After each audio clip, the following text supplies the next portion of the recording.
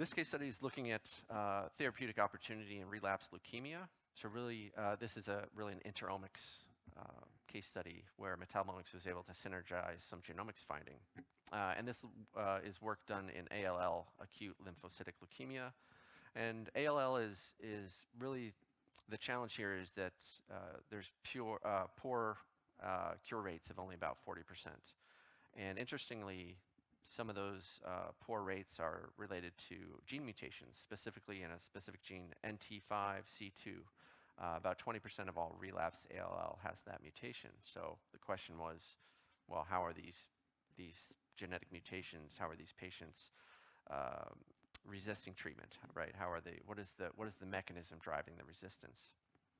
And through metabolomics, it was found that it's related to nucleotide metabolism, purine metabolism specifically.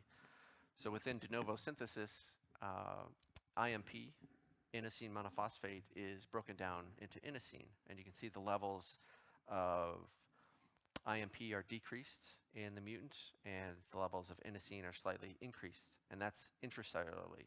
However, when you look extracellularly, it's flipped, right? You have inosine is highly elevated in extracellularly, as is hypoxanthine. So the take-home message really was that the mutants actually shunt these different building blocks for DNA out to the extracellular system, making them vulnerable to other drugs in the pathway. So the approach, the target identification that the metabolomics was able to provide was that perhaps targeting IMPDH, the enzyme inosine monophosphate dehydrogenase, the question was, could that overcome resistance and increase survival? And in fact, it did.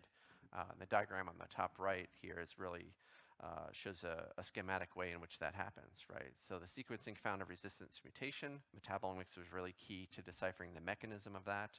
And the study was really able to demonstrate and add functional layer to this systems approach.